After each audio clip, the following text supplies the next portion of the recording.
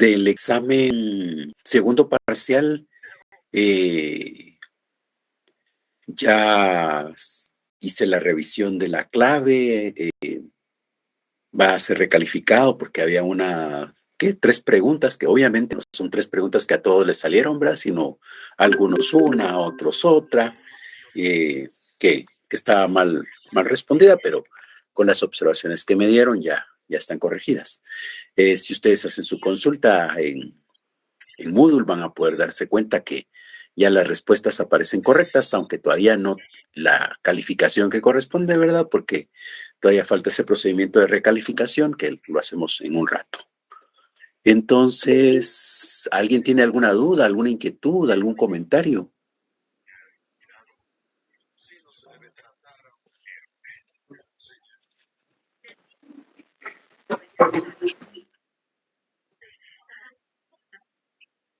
Bien. Considero que no, entonces.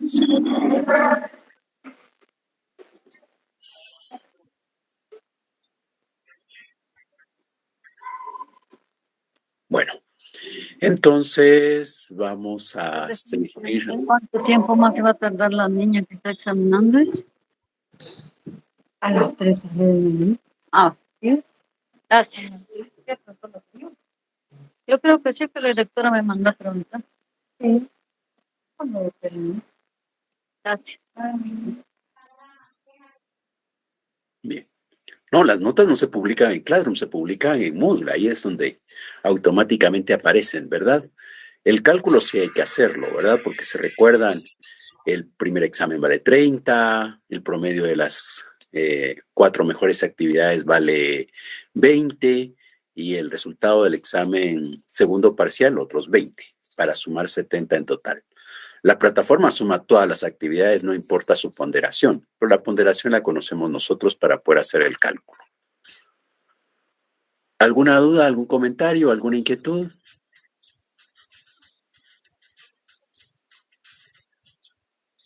Bien.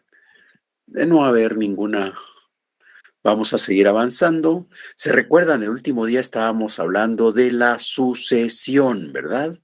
Y decíamos que la sucesión, pues, va a estar regulada en el Ius Civile, y por tanto solamente era para los ciudadanos romanos en la ciudad de Roma, pero para todo lo que haya fuera de Roma, no. Entonces fue necesario que los magistrados en su momento lograran la adecuación de aquel Ius Civile para lo que ocurría en la ciudad o fuera de la ciudad, y es el Ius Honorarium. Entonces también surgió la sucesión en el Ius Honorarium. En el Ius Civile la llamábamos, la sucesión podía ser la sucesión podía ser testamentaria o legítima. La primera fue la legítima, después inventaron el testamento y aparece entonces la sucesión testamentaria. En el caso del Ius Honorarium, tenemos ya los magistrados creando la sucesión sine tabulus, secundum tabulus y contra tabulus, ¿verdad? Donde tábulas es la tabla en donde escribían los romanos su última voluntad, pero eso obviamente ocurre no en la ciudad de Roma con los ciudadanos romanos, sino fuera de la ciudad de Roma, ¿verdad? Entonces, en ese contexto, hoy vamos a hablar de la sucesión legítima. La sucesión legítima del Ius Civile, la sucesión sine tabulas o contra tabulas del Ius Honorarium.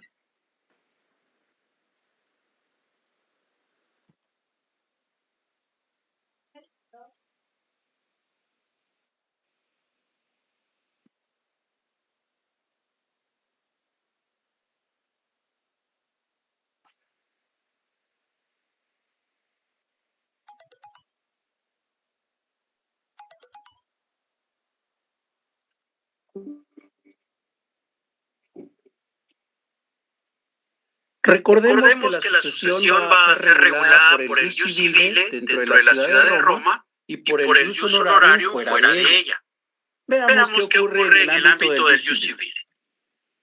En el ámbito del ius civile tenemos la sucesión legítima, mientras que en el ámbito del ius honorarium, el equiparable va a ser la sucesión sine tabulas. ¿Cuáles son las diferencias que hay? Veamos primero el ius civile. Tenemos ahora familias. La familia que importa en el ius civile es la familia que se forma por las relaciones de poder. Consecuentemente, son parte de la familia, del pater familias, aquellos que están supeditados a él. En ese contexto, imaginémonos que este pater familias contrae matrimonio. Aquí tenemos a su esposa. La esposa no está al nivel jerárquico de él porque ella depende de él. Está al nivel de los hijos.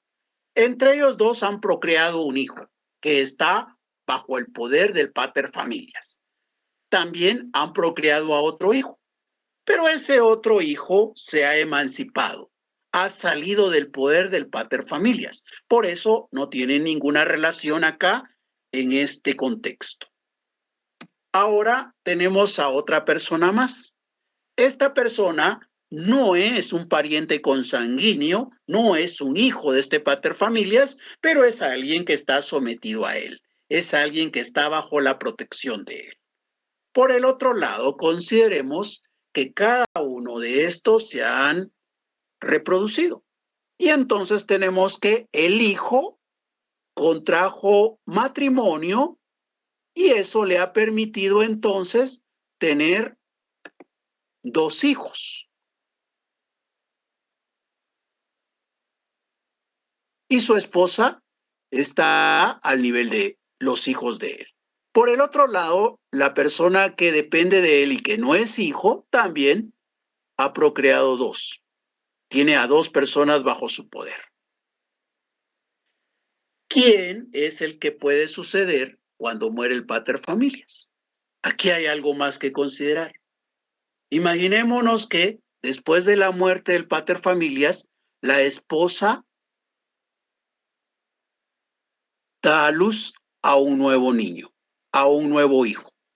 Este hijo va a ser un hijo póstumo del pater familias. Entonces, este pater familias tiene 3 hijos biológicos y una persona más que vive con él, que está sometida a su poder. ¿Quién puede suceder al pater familias cuando él fallece? En el ius civile se dice que lo importante son las relaciones de poder. Entonces, los primeros a ser llamados son los que dependen de él, los que se volverían sui juris al momento de la muerte del pater familias, los que están después de él en la estructura de mando. La señora no tenía un derecho a suceder por ser mujer en el ius civile. El hijo emancipado tampoco tenía la posibilidad de suceder a su padre porque no estaba bajo el poder de él. Los únicos que están bajo el poder de él son el hijo biológico del que hablábamos al principio, el hijo póstumo y la otra persona que está sometida a él. Ellos serían los primeros en ser llamados a suceder al pater familias. Ahora, ¿qué ocurre si un pater familias no tiene a nadie bajo de él? No hay alguien supeditado a él. En ese contexto, entonces, tendríamos que buscar los agnados próximos. En el caso de la mujer, esto pasó en algún momento. Cuando la mujer pudo tener algún patrimonio y ella moría, ¿quién le podía suceder si no iba a tener nunca a alguien bajo su poder por ser mujer? Entonces, como ella no tenía ningún herede sui, entonces lo que quedaba era buscar los agnados próximos. ¿Y quiénes son agnados próximos de esa señora? Posiblemente sus hermanos, por ejemplo. Entonces, los agnados son los que son llamados en una segunda oportunidad ante la falta de herede sui. ¿Y qué pasa si alguien no tiene a nadie sometido bajo él y tampoco tiene agnados? En ese contexto, entonces, van los gentiles. ¿Y quiénes son los gentiles? Aquellas personas que forman parte de la gens a la que pertenece este pater familias. Ahora, ¿Qué ocurre en el caso del jus honorarium? ¿Qué ocurre fuera de la ciudad de Roma? ¿Qué ocurre en la sucesión sine tabulas? Aquí lo que tenemos es las mismas condiciones que antes explicábamos. Hay un pater familias que tiene 2 hijos biológicos, un hijo póstumo, una persona sometida y su esposa. Y la procreación que han tenido cada uno de los que dependen de él, incluyendo su hijo. ¿Quiénes van a suceder a este pater familias en el contexto del jus honorarium? En el jus honorarium, la familia está determinada por los vínculos de sangre. Aquí el parentesco consanguíneo es clave. Entonces, ¿quiénes son los que pueden suceder? Bueno, primero los que van a poder suceder son los que tienen sangre del pater familias. La esposa otra vez queda excluida porque ella no tenía el derecho a suceder a su esposo. Pero ¿a quiénes sí tenemos acá? Tenemos a los hijos. Los hijos porque ellos son parientes consanguíneos del pater familias, incluyendo al emancipado. Pero a quien hay que excluir es aquel que depende del pater familias, pero que no es pariente consanguíneo. Aquí solamente los hijos son los que pueden suceder. Entonces, a estos hijos es a los que se les va a conocer como los liberti, que serían los que se convierten en sui juris ante la muerte del pater familias. Ahora, ¿qué ocurre si alguien no tiene hijos que puedan sucederle? Entonces decía el jus honorarium que vamos con los legitimi. ¿Y quiénes son los legitimi? Los legitimi son los herederos que señala el jus civile, es decir, los heredes sui, los que tenemos acá como número 1 en el jus civile. Ellos son los que sucederían a este pater familias ante la falta de los hijos. Es decir, ahora sí, que está bajo el poder de él y que no tiene vínculos de sangre, podría sucederle, pero solo cuando los liberti no puedan suceder o no existan para poder suceder. ¿Y qué ocurre si no hay ni los liberti ni los legitimi? Entonces vamos con los cognados, que son los parientes consanguíneos del pater familias. Y si no hay cognados, pues entonces lo que queda es el cónyuge. Ahí sí, la esposa podría suceder al pater familias según el jus honorarium. Como recuerdan, tanto el jus civile como el jus honorarium se integran en la época del imperio. ¿Y qué ocurre en la época del imperio? Ya en la época de Justiniano, por ejemplo, para poder determinar quiénes suceden al pater familias en ausencia de testamento, entonces son primero los descendientes, igual que el jus honorarium, ¿verdad? Los descendientes directos. ¿Qué pasa si un pater familias no tiene descendientes? Entonces vamos para arriba, buscando los ascendientes y los hermanos que él pueda tener. Ahora, y si no tiene ascendientes ni hermanos, bueno, pues entonces vamos en tercer lugar con los medios hermanos. Y si no tiene medios hermanos, entonces buscamos otros parientes colaterales. Si no hay otros parientes colaterales, entonces vamos con el cónyuge sobreviviente. Y a falta de cónyuge, en sexto lugar, los bienes quedarían en propiedad del Estado.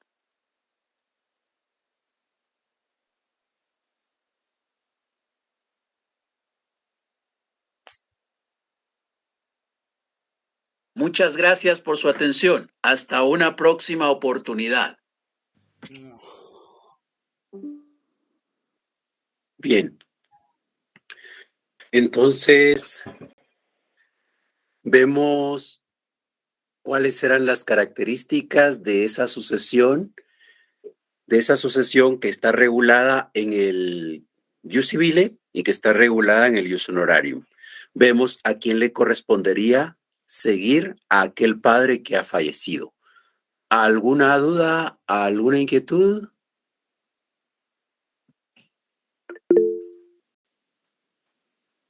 Sí, Lick, disculpe. Sí, Jafet, por favor. Yo entiendo que los que podían suceder al paterfamilias, por ejemplo, si tenía 3 hijos, eran los 3 hijos los que tenían la oportunidad. Claro, dependiendo en el donde se encontraran. La pregunta aquí es, si eran los 3, ¿cómo se decía quién de los tres era el que le tocaba? No ¿Por edad es, o podían ser los tres? no es que haya que decidir quién de los tres, pueden ser los tres, Así ¿ya? se puede. Sí se puede, no es de que. Es que la tradición que nosotros tenemos en mente es aquella de que, el primogénito, ¿verdad? Entonces solo el primogénito, como lo que ocurre con la monarquía en términos generales, ¿verdad? Que no podemos tener tres reyes, solo puede haber un rey. Entonces, de los tres hijos del rey, uno tendrá que asumir el cargo de rey, los otros dos se quedarán ahí viendo cómo el hermano ejerce el cargo, ¿verdad? No, pero no es así, ¿ya? Porque no son reyes acá, son paterfamilias. Estos paterfamilias, por eso es que los que pueden sucederle, si fueran tres, los tres se vuelven sui juris. Por eso se llaman los sui, ¿ya? Los sui, se vuelven los sui juris. A la muerte del paterfamilias, ahora ya tenemos, murió uno, pero ahora ya tenemos tres, si fueran tres los hijos, ¿verdad? Ya tenemos tres paterfamilias. Cada uno va a tener ahora su propia familia. Se independizó, se emancipó de su padre con la muerte de aquel y ahora tiene su propia familia. Entonces ya hay tres familias en Roma, ya hay tres nuevos ciudadanos en Roma. Ahora, para efectos del patrimonio, el patrimonio es uno y ahí vamos a aprovechar para hablar. Bueno, aprovechemos de una vez el momento, pero mejor no vaya a ser que nos enredemos más y no logremos entender o no logre darme a entender en cuanto a la pregunta de Jafet. Entonces, no hay problema con eso, ¿ya? Los tres son los que van a asumir el patrimonio. El patrimonio puede quedarse como una unidad que es propiedad de los tres, serían copropietarios los tres, o podemos venir y partir el patrimonio y darle a cada uno su pedacito.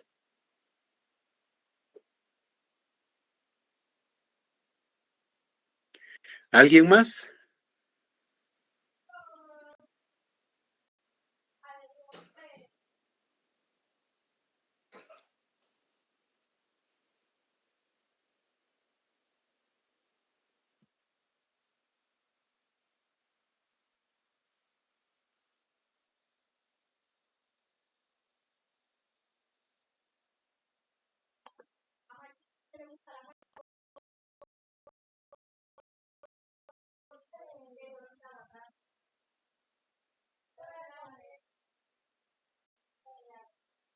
¿Estamos claros?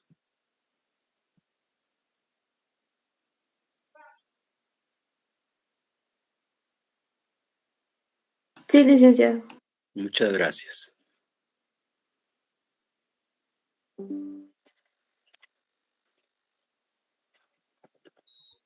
Bien,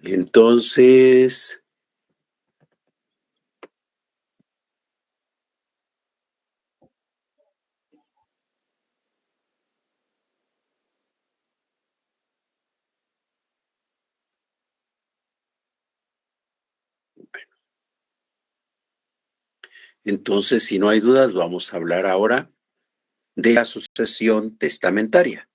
¿Cómo se recuerdan, verdad? Lo primero que existió, eso es lo que hemos visto ahora. Muere el pater familias y entonces lo que queda en el jus civile es ir a buscar en el derecho a quién le corresponde sucederle y entonces a quién le corresponde, esto es lo que hemos visto ahora.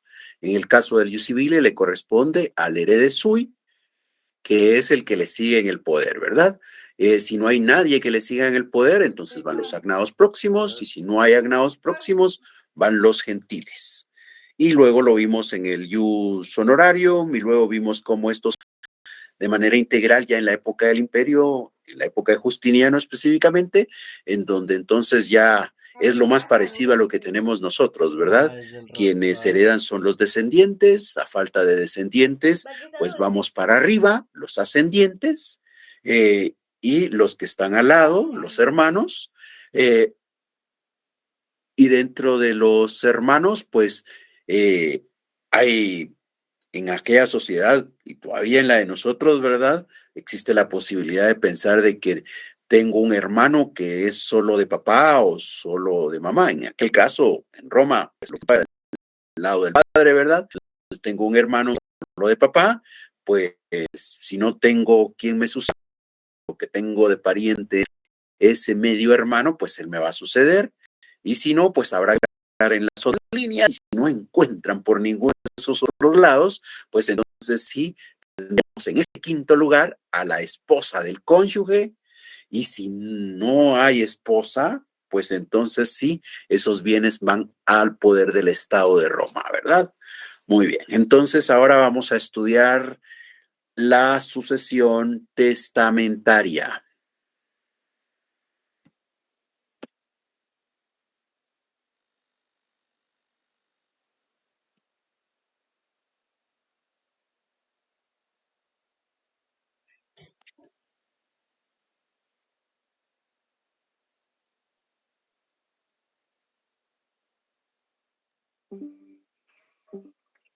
Roma. Ya hemos estudiado la sucesión legítima. No existía para una persona la posibilidad de que le sucedieran tanto de manera legítima o de manera testamentaria. Solo existía una vía de sucesión. O era legítima o era testamentaria. Alguien podría estar preocupado. ¿Qué ocurre si el que ha celebrado testamento adquiere posteriormente bienes y estos no los había incluido en su testamento? ¿No será que ahí tendríamos una sucesión testamentaria y luego una legítima con aquellos bienes que no fueron en su momento considerados? No. En todo caso, esos bienes que se adquieren posteriormente a la celebración del testamento vienen a incrementar, a hacer crecer la porción que le corresponderá a cada uno de los herederos instituidos en el testamento. Solo se le puede suceder a una persona o en la vía testamentaria o en la vía legítima. Esa es la regla general en el derecho romano.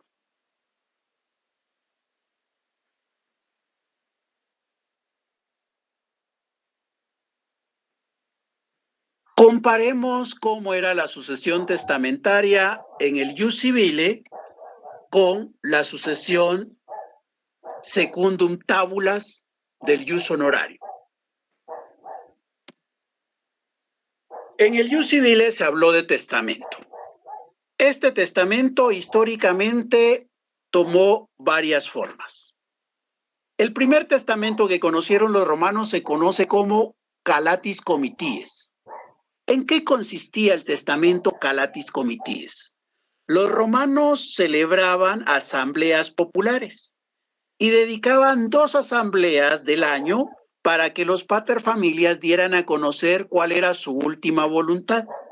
Ese testamento que se celebraba en presencia de todos los paterfamilias en una asamblea popular es el que se conoce como Calatis Comities. Otro testamento que existió es el in prosintuo. Este testamento era una alternativa para aquellos paterfamilias que estaban participando en una actividad militar y que consideraban que corría riesgo su vida y que ellos no habían celebrado testamento en su oportunidad, que no habían aprovechado alguna asamblea para dar a conocer su voluntad.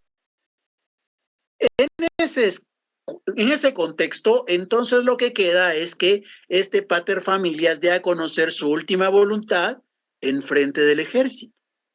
Ese testamento iba a surtir efectos si efectivamente el paterfamilias moría en esa empresa militar. Pero si regresaba triunfante a la ciudad de Roma, pues entonces le iba a corresponder celebrar un testamento Calatis Comities, porque aquel que dio a conocer en la guerra ya no podía surtir efectos. El tercer testamento que se conoce en el ius civile es el Peraes et Libram. Peraes et Libram es un testamento bastante solemne, que lo que hace es replicar aquel acto que hemos explicado para la Mancipatio.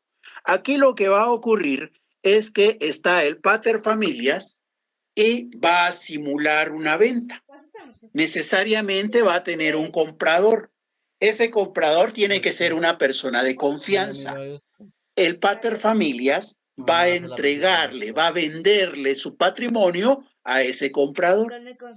Para eso se necesita de aquel señor que tiene la balanza en donde se van a colocar simbólicamente los bienes y el pago por esos bienes. Y esto se hará en presencia de 5 testigos. Entonces el paterfamilias necesita 1 como comprador, 5 testigos y el señor de la balanza. 7 personas necesita el paterfamilias para poder celebrar su testamento peraes et libra. ¿Qué ocurre en el ámbito del ius honorarium?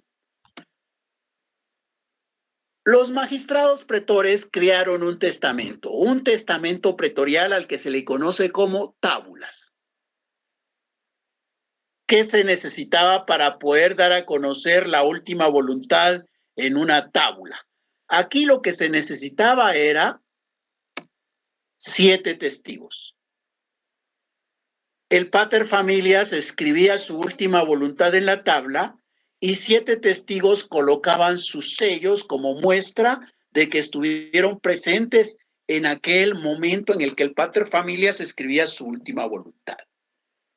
Podemos aquí identificar algunas diferencias entre el ius civile se caracterizó por tener el testamento como un acto celebrado en asamblea popular, un acto celebrado en frente del ejército, un acto celebrado con 7 testigos, un señor con una balanza y otro fingiendo una compra. El ius honorarium se caracterizó por el documento, la tabla y la presencia de testigos con sellos. Bueno, pues estos elementos son los que de alguna manera van a llegar al derecho imperial. En el imperio, el testamento se conoce como tripertino. ¿Por qué se conoce como tripertino? Se conoce como tripertino porque tiene 3 fuentes, toma 3 elementos del ius civile y del ius honorarium para crear el testamento. ¿Qué tomó del ius civile? Del ius civile tomó que el testamento era un acto. ¿Y qué tomó del ius honorarium? Del ius honorarium tomó los 7 testigos y los sellos. Entonces, el testamento tripertino va a ser un documento que se va a celebrar en un solo acto en presencia de 7 testigos que tendrán que colocar sus sellos. También se conoció en el imperio el testamento nuncupativo. Este testamento se diferencia del tripertino en que es un testamento oral. Aquí no queda un documento, por tanto tampoco quedan 7 sellos, pero sí es un solo acto que se celebra en presencia de 7 testigos.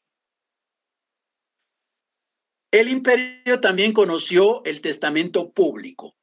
¿Por qué se llama testamento público? Se llama público porque tiene una participación el Estado. El Estado va a intervenir en la celebración del testamento. ¿Cómo puede ocurrir? De 2 modalidades. La primera, el paterfamilias puede ir ante un oficial, dar a conocer su última voluntad y el oficial levantará un documento en donde hace constar esa última voluntad. Ese documento queda en poder de ese oficial. Ese testamento. Y la segunda modalidad consiste en que el paterfamilias prepara el documento, lo lleva ante el oficial y lo entrega. El oficial se encarga de resguardar ese documento. Ese testamento en donde tiene participación el Estado se conoce como testamento público. Y también en el imperio se conocieron testamentos especiales. ¿Por qué se conocen como testamentos especiales? Son especiales porque no van a cumplir todos los requisitos que se exigían para el testamento ordinario. Y no los cumplen en algunas ocasiones porque tiene más requisitos y en otra porque tiene menos. ¿Cuáles testamentos son especiales porque requieren más requisitos? El testamento de la persona que no sabe leer y escribir. Ese testamento es especial. Y en ese contexto se va a requerir la presencia de un testigo más, no solo 7, se va a requerir uno más, como muestra de que hay alguien que va a dar fe que lo que se escribió es justamente lo que ha pronunciado el paterfamilias que está celebrando el testamento. Entonces, este es un testamento especial porque requiere de más requisitos. Otro testamento especial que requiere de más requisitos es el testamento de la persona que no puede ver. la persona no vidente, el ciego también puede celebrar testamento, pero aquí se va a requerir que además de los 7 testigos participe un funcionario público. Entonces estamos ante un testamento especial porque se requiere un elemento más, la presencia de una autoridad en la celebración del testamento. Ahora, ¿cuáles son testamentos especiales? Porque requieren menos formalidades, menos requisitos. Dentro de esos testamentos tenemos el testamento que se celebra en la provincia. Se dijo, en la ciudad es fácil reunir 7 testigos porque todos vivimos relativamente cerca. Pero ¿qué ocurre en la provincia? Allá donde todos estamos separados, en donde reunir a las personas se puede hacer complicado.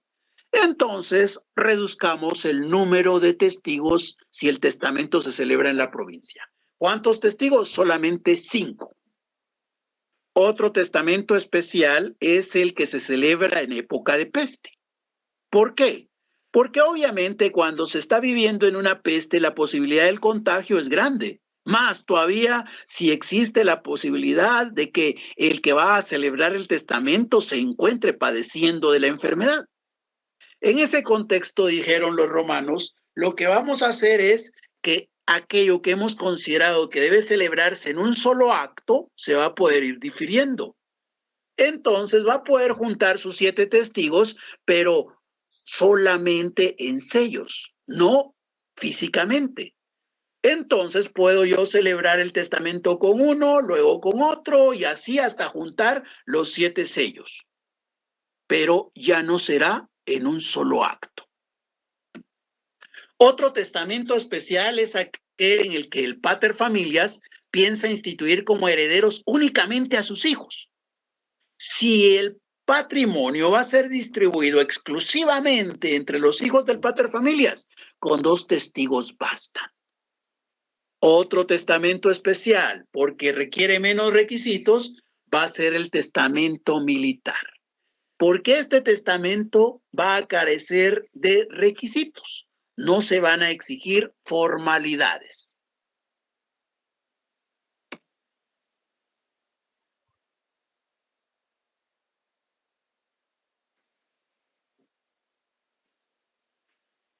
Bien, ahora, ¿qué requisitos tienen que cumplir los testamentos para que puedan surtir efectos? Los requisitos que se exigen van a ir cambiando del ius civile al ius honorarium y luego en la época del imperio. En el ius civile, para que el testamento surtiera efectos, era menester que el pater familias, al celebrar su testamento, desheredara, si es que esa era su voluntad, expresamente a los suyos. Es decir, en el ius civile, el pater familias, si está considerando la posibilidad de dejarle el patrimonio a personas que no dependen directamente de él, o solamente a algunos y no a todos los que dependen de él directamente, entonces a aquellos que él no quiere dejarles el patrimonio, tiene que desheredarlos expresamente. Si el pater familias omite a alguno, ese testamento no cumple con las formalidades y por tanto no se va a atender. El testamento debe incluir expresamente a quienes espera él desheredar. En el caso de los varones tendrá que enumerarlos, tendrá que listar sus nombres. En el caso de las mujeres puede hacerlo de manera general. ¿Qué ocurre en el ius honorarium? En el ius honorarium también ocurre una situación similar. Tendrá que desheredar expresamente, si así es que lo quiere, a sus descendientes directos, a los que serían los liberti. Si él olvida desheredar a alguno expresamente y su voluntad es entregarle el patrimonio a alguien más, ese testamento no va a surtir efectos. El hijo póstumo, en ambos casos, tanto en el ius civile como en el ius honorarium, dejaba sin efectos el testamento, ¿Por qué? Porque es obvio que ese padre no sabe que van a ser un hijo cuando celebra el testamento. Como él no sabe que van a ser un hijo, no lo puede desheredar expresamente. Por tanto, al no desheredarlo expresamente, hace que el testamento no pueda surtir efectos, porque ahí hay alguien que tiene derecho a heredar, pero que no ha sido desheredado. Entonces, ni es heredero, ni es desheredado. Entonces, el testamento no puede surtir efectos, tanto en el ius civile como en el ius honorario. ¿Qué ocurre en la época del imperio? En la época del imperio persiste el criterio de que deben de ser desheredados expresamente aquellos que son los descendientes directos del paterfamilias y que él no tiene la voluntad de dejarles el patrimonio. Pero también hay una condición más, y esa condición más es que existe el officium pietatis. ¿En qué consiste el officium pietatis? El paterfamilias, en el marco del ius civile y del ius honorarium, podía decidir libremente sobre su patrimonio. Y en ese contexto, si desheredaba expresamente a todos los que eran los suyos o los liberti, entonces el patrimonio podía ir en un 100% a otra persona. Consecuentemente, su familia se quedaba asignada después de la muerte del paterfamilias. En ese contexto vinieron en la época del imperio y dijeron, no, hay que apoyar a la familia. La familia no puede quedar desamparada. Y así es como surge el officium pietatis. Es un oficio que debe de cumplir el padre. Y ese oficio consiste en tener que dejar una porción de su patrimonio a los descendientes directos. ¿Y cuánto de su patrimonio tiene que dejarle a sus descendientes directos? Bueno, pues en un principio se dijo la cuarta parte. Ya en la época de Justiniano se dijo, no, la tercera parte. Si es que son 4 o menos, pero si son más, tiene que dejar la mitad del patrimonio para que se distribuya entre los descendientes directos. El resto puede dárselo a quien quiera, pero esa porción por ley debe quedar en los descendientes directos. Ese es el officium pietatis. Ahora, desheredar, pues igual puede desheredar, pero ahora cuando desherede, tendrá que decir los motivos por los cuales deshereda. Y si la causa que él está considerando no está reconocida en el derecho, no vale lo que él ha desheredado. El testamento no surtiría efectos. Entonces, ahora él tiene que desheredar solamente si se da una causal. ¿Y cuáles serán causales? Bueno, pues serán causales que alguien hubiera pedido, por ejemplo, rescate por el paterfamilias y esta persona se hubiese opuesto a entregar el rescate. Pues este podía ser desheredado. Si alguien había cometido adulterio con la esposa del paterfamilias, también podía ser desheredado. Si alguien había atentado en contra de la vida del paterfamilias, podía ser desheredado. Las causas para desheredar ahora están prácticamente listadas en el derecho romano. Y solamente si la persona incurre en una de esas causales puede ser desheredado. Si no, no puede ser desheredado. Entonces, ahora hay más requisitos que deben de cumplirse. Debe cumplirse el officium pietatis y debe cumplirse con que hayan causales de desheredación. Ahora, ¿qué ocurre si no se cumple? Pues el testamento no surte efectos. Un testamento inoficioso es un testamento en que no se cumplió con el officium pietatis y por tanto no surte efectos. ¿Qué ocurre si el testamento no surte efectos? Porque adolece de un vicio. En ese contexto, entonces, habrá que irse a la sucesión legítima.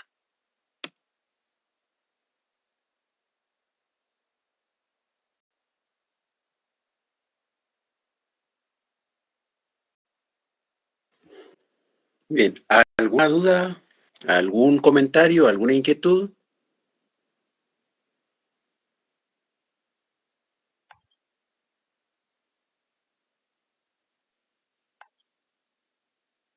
Sí, licenciado, disculpe. Cuando era que se necesitaban 7 testigos, que era como el emancipatio, Sí. aquí, ¿quién podía comprar, digámoslo así, los bienes? ¿Tenía que ser un hijo, un descendiente o podría ser cualquier persona? No, tiene que ser un pater familias, ¿ya? Un pater familias es el que puede comprar, porque recuerden, en general, el único que puede tener el derecho de propiedad es el pater familias. Entonces, yo, pater familias, tengo un patrimonio y hay otro pater familias. Lo que hago es, vengo y celebro una emancipatio, pero la emancipatio solamente puede darse entre pater familias.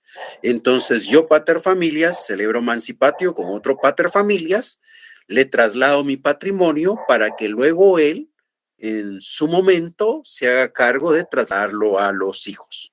Ya cuando los hijos, definitivamente, por ejemplo, estamos hablando de ius civile, ¿verdad? Porque la emancipatio es propia del ius civile. Bueno, estamos en ese contexto. Vengo yo, tengo 2 personas que dependen de mí. Yo lo que hago es celebrar una emancipatio. Entonces, le entrego mi patrimonio, finjo una venta a mi vecino, a otro pater familias. Cuando yo muera, viene el pater familias que compró, mi vecino, y ya mis hijos en ese momento, o mis dependientes, porque no es necesariamente vínculos de sangre, ¿verdad? Es ius civile. Bueno, las personas que me siguen a mí, cuando yo he muerto, se vuelven sui juris. Y cuando ya son sui juris, son pater familias. Entonces viene el pater familias vecino y empieza a hacer otra vez una transacción, ahora con mis descendientes convertidos en sui juris. Y ellos recibirán el patrimonio en las proporciones que yo le haya dicho a aquel vecino en su momento. Ok, y como qué garantía le daba el otro pater familias de que lo iba a cumplir, ¿verdad? No sé si era por honor o algo. Definitivamente es una sociedad distinta a la de nosotros, ¿verdad? Sí, el honor era un elemento muy importante. Recuérdense que ellos se esforzaban por ser magistrados, aun cuando sabían que no iban a recibir ninguna remuneración por esto. En ese contexto es la confianza que se tiene, pero digamos que no es tan una confianza directa realmente, ¿verdad? Porque para eso he pedido que estén 5 testigos enfrente de esa negociación. Cuando yo muera, aquel puede decir, no, si a mí me la vendió, no era para devolverla, no era para entregarla a los hijos, era porque una vez me la vendía a mí. Pero por eso es que hay 5 testigos que van a quedar después de mí. 5 testigos que saben qué es lo que se estaba pidiendo en esa emancipatio. Y un señor con una balancita, ¿verdad? Entonces, en ese contexto, sí, es cosas de confianza, ¿verdad? Pero por el otro lado, por eso también no solamente estamos el vecino y yo, hay 5 testigos y hay un señor con una balanza. Gracias. Gerardo también hacía una pregunta. Sí, pero creo que cabal lo que dijo de que un pater familias le pasara su herencia, bueno, su sucesión a otro pater familias. Me la respondió. Era eso que cabal de que si un pater quisiera dársela a un amigo, digamos, que es igualmente pater. Uh-huh. Sí, igual. Muchas gracias. Igual, esa es la gracia del testamento, ¿verdad? Digamos que el testamento es un invento en el que le va a conceder libertad al pater familias, porque él va a poder decidir a quién se lo da, a quién le entrega el patrimonio. En la sucesión legítima, ahí no tiene libertad. Ahí él sabe que a la muerte de él van a ir a buscar en derecho a quién le corresponde y a quien le corresponda se lo van a dar. No está la voluntad del pater familias manifestada ahí. En cambio, cuando se inventó el testamento, dijeron, ahora sí, ahora yo soy libre para decidir a quién le dejo mi patrimonio. Y bien puedo tener toda esta familia, ¿verdad? Pero si se me ocurre dejarle el patrimonio a un extraño, en donde la palabra extraño quiere decir que es desconocido para los demás de la familia, no para mí como pater familias, ¿verdad? Entonces vengo yo y se lo dejo a un extraño. Y cuando yo muero, pues resulta que en atención al testamento, a ese extraño le van a dar el patrimonio y todos los que dependían de mí, todos aquellos que eran mi familia, ¿qué? Se van a quedar sin nada. sea, el testamento le ofrecía la libertad al paterfamilias para que hiciera lo que quisiera con su patrimonio una vez moría. Pero justamente porque esa posibilidad existía y bajo esas circunstancias, entonces todos los que dependían de aquel se iban a quedar sin nada. Entonces vino el derecho y empezó a exigir el cumplimiento de ese oficio, ¿verdad? El officium pediatatis, en donde se le obliga, ¿verdad? Puedes decir lo que quieras hacer con tu patrimonio, pero hay una porción que no la puedes dejar de lado. Se la tienes que dejar a ellos, porque si no, si tú mueres, ¿qué va a pasar con tus descendientes? Algo tienen que tener. Si no le quieres dejar todo, pues no le dejes todo, pero hay una porción que sí se la tienes que dejar. Entonces le fueron limitando la libertad al paterfamilias sobre qué parte del patrimonio él podía decidir libremente.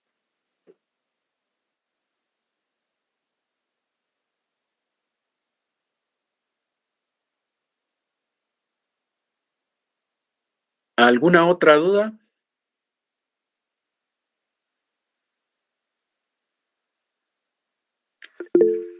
Sí, Lainey.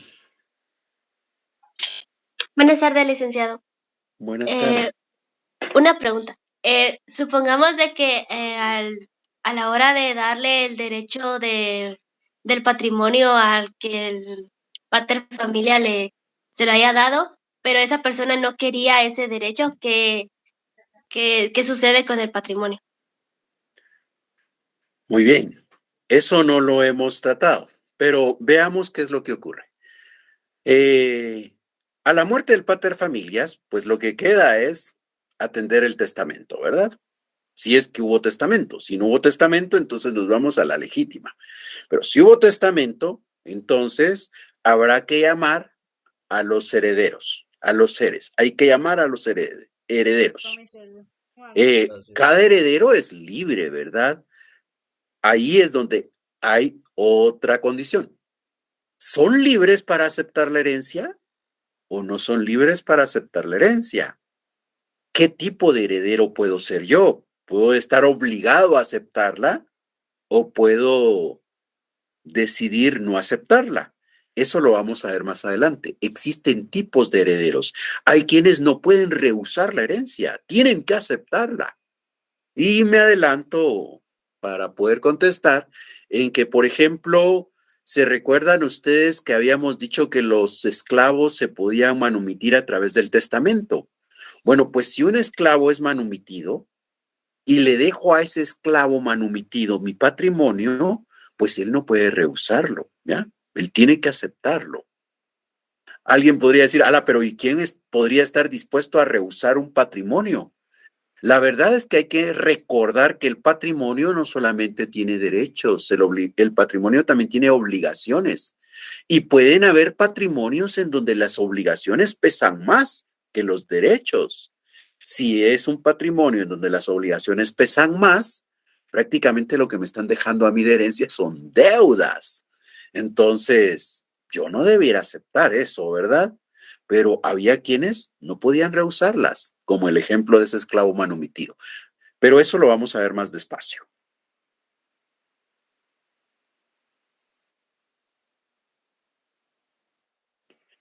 ¿Alguien más?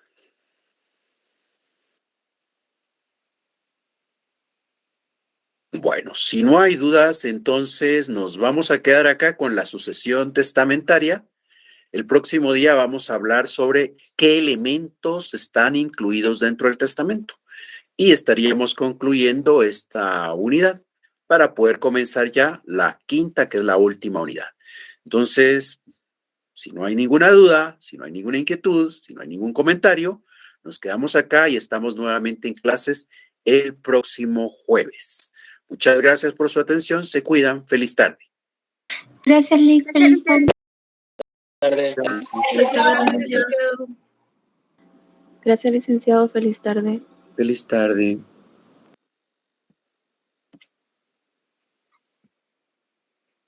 Feliz tarde, licenciado. Muchas gracias, Lick. Feliz Feliz tarde. tarde.